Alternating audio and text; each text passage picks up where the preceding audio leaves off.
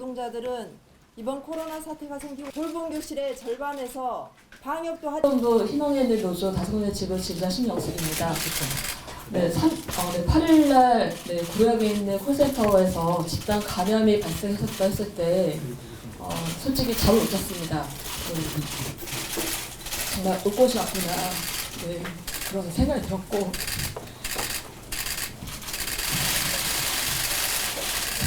우리 다사콜센터 상담자들도 일하면서 우리 굉장히 많이 불안을 느꼈습니다.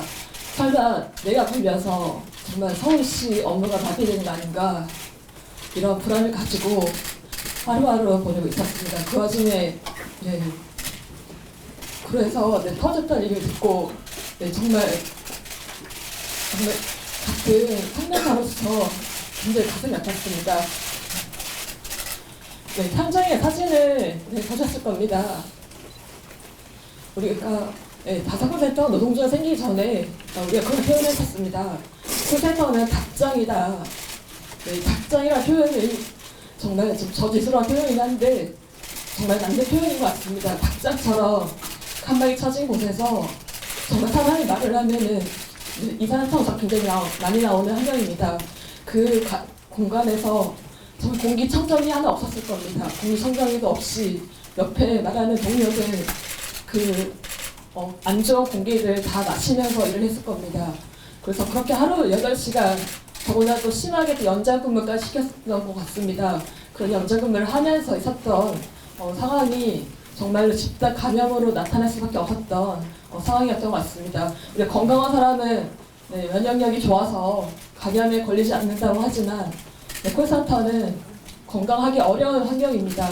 창문도 없는 콜센터가 많습니다. 창문을 열면은 그 소음 때문에 민원을 제기할 수밖에 없고 그때 창문도 아예 다 닫아버리고 그리고 짧은 시간에 많은 콜을 소화하기 위해서 실시간으로 화장실 가는 시간까지 통제를 했을 겁니다. 그런 상황에서 벌어졌던 일들이 너무 안타깝습니다. 그리고 최초 확진자였던 그분이 오후 4시에 퇴근을 할 수밖에 4시에 발견했지만 퇴근은 오후 6시 넘어서 했습니다. 더군다나 제가 안타까운 게 우리가 보통 증상이 나타나면 자차로 선별진료소를 방문하고 하는데 그분은 대중교통 이용할 수밖에 없었습니다. 더군다나 최저임금 받는 수준이다 보니까 급여가 적은 편이고 그런 분들은 도시락을 싸울 수밖에 없는 거죠. 그거라도 반찬값이라도 아껴야 생계에 도움이 되기 때문에 그런 상황이 있었던 것 같습니다. 오늘 서울시가 발표를 했습니다. 우리도 다사콜센터도 재택근무를 다음 주부터 시행을 하겠다라고 하고 있는데요. 그나마 서울시라서 이런 대책을 내놓은 것 같습니다. 우리가 다사콜센터가 2012년 노조 만들어지고 2017년도에 재단으로 정규직 전환되었습니다. 곧 3년 만에 이런 일이 터지고 우리는 그나마 서울시가 대책을 마련해주고 있습니다. 다사콜센터는 1층 로비에 열 간지 카메라가 설치되어 있습니다. 상담사들이 열이 발생하거나 이상이 있으면 바로 집으로 돌려보내고 그 공가를 다 유급으로 처리해주고 있습니다.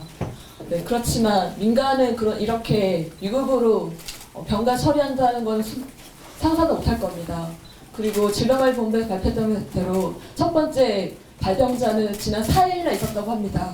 그분이 증상이 있었지만 아직까지도 병이 있다라고 밝히지 못했던 거는 당연히 병가는 민간에서는 무급입니다. 급여에 삭감이 되기 때문에 그걸 참았던 것 같습니다. 이제 원청이 나서야 되는 거는 명확한 것 같습니다. 서울시가 책임지고 직접 했던 다사콜센터 상담사처럼 지금 카드사, 보험사 모두들 이제는 콜센터가 정말 싸구려 노동이다. 이렇게 해도 된다라는 이런 인식을 좀 버렸으면 좋겠습니다. 미국에서도 지금 확진자가 많이 늘어난다고 하지만 미국의 912 안전센터 거기 콜센터는 정말 책상과 책상의 간격이 2m가 넘습니다. 그리고 모니터도 한 명의 상담사가 볼 수 있도록 4개의 모니터를 두면서 넓은 간격에서 넓게 일하는 작업 환경을 만들고 있습니다. 우리 다사콜센터도 2007년도 센터 만들어진 이후로 한 번도 건물을 확대해 본 적이 없습니다. 저희도 그전에는 2명이서 하나의 책상 같이 썼었습니다. 하나의 헤드셋으로 같이 쓰다가 그나마 서울시 직접고용 등 논의가 되면서 우리가 하나의 책상을 배정을 받았습니다. 네, 민간에서 벌어지고 있고 아직도 네, 공공기관을 하지만 지금 일선상구 응대하고 있는 그 콜센터들도 다 비정규직 알고 있습니다. 네, 그분들 처우까지도 정말로 이거를 국가가 책임져서 구조적 해결하지 않는다고 하면은 또 다른 집단 감염병 발생을 당연히 일어날 거라고 봅니다. 우리가 지금 서울에서 벌어지고 있는 일이 아니라 네, 또 언제든 일어날 수 있는 전국에서 벌어질 수 있는 심각한 문제라는 것을 분명히 알아줬으면 좋겠습니다. 네. 예고된 참사다. 집단 감염 위험 노출에 노출된 콜센터 노동자 대책을 수립하라. 콜센터의 근무 환경 자체가 집단 감염을 예고하고 있다. 콜센터는 다닥다닥 붙어서 한 공간에 적게는 몇 명, 많게는 수백 명이 모여서 일을 한다. 하루 종일 말을 해야 된다. 화장실도 대기를 걸고 가는 근무 환경이다. 하루 종일 마스크를 쓰고 일하면 마스크가 침으로 범벅이 되고 말도 힘들고 스트레스도 심각하며 고객에게 정확하게 상담이 되지 않아 고객의 항의도 두렵다. 이러니 마스크를 쓰고 일하라고 지시가 내려와도 그렇게 할 수가 없다. 이번 사건은 예견된 인재다. 콜센터는 이번 코로나19 사태가 아니더라도 일상적으로 독감, 눈병 등 전염성이 강한 질병에 평소에도 취약한 근무 환경이다. 이를 예방하려면 재택근무가 가능하도록 시스템을 구축해야 하는 등 준비가 되어 있어야 한다. 하지만 원청사로부터 도급단가는 정해져 있고 여기서 인건비를 따먹는 구조인 콜센터 업체가 이런 준비를 할 리가 만무하다. 전염병에 대한 매뉴얼도 없다. 그저 개인의 위생관리에 맡길 수밖에 없다. 원청이 책임져야 한다. 원청은 콜센터 노동자 근무 환경에 관심이 없다. 지불한 용역비에 맞춰 콜센터 업체가 일하면 그만이다. 콜센터 업체는 재계약을 위해서는 군말 없이 원청의 요구를 업무로 수행해야 한다. 그것은 콜센터 노동자에게 그대로 전가된다. 몸 이상해도 당일 연차도 안 된다. 당일 연차를 사용하면 평가 때문에 인센티브를 받지 못하기 때문에 쉬지도 못한다. 연차가 없는 경우에는 어쩌란 말인가. 구로 에이스 보험 콜센터 노동자도 오후 4시에 이상을 발견했지만 오후 6시까지 근무하다가 지하철을 타고 귀가했다. 원청이 더 많이 책임져야 된다. 의심스러우면 자가격리를 해야 하고 휴업수당은 원청이 책임져야 한다.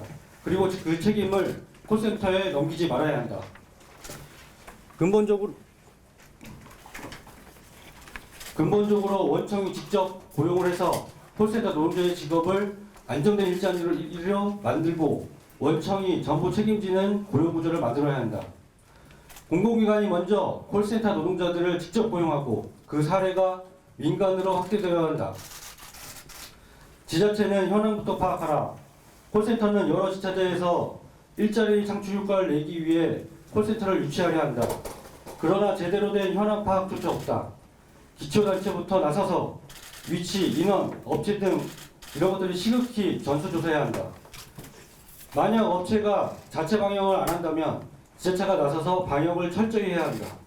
더 큰 화를 부르기 전에 콜센터 전수조사와 방역 대책을 세워야 한다.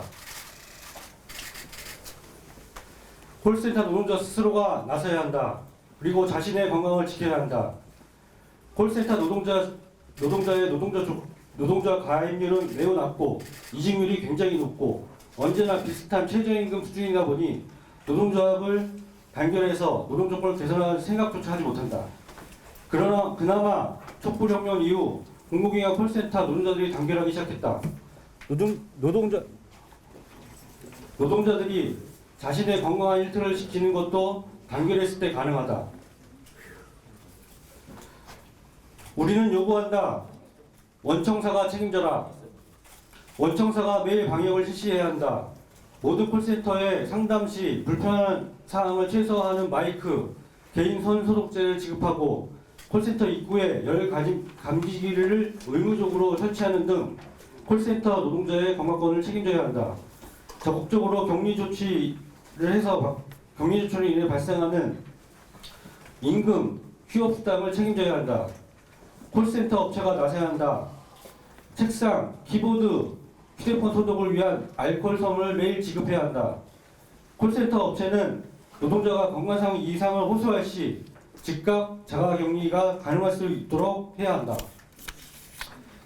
지방자치단체에 요구한다. 전 지역 콜센터 업체 현황을 전수 조사하고 원청사에 방역을 지시하라. 만약 원청사가 이행하지 않을 시 지자체가 나서서 직접 방역에 나서야 한다.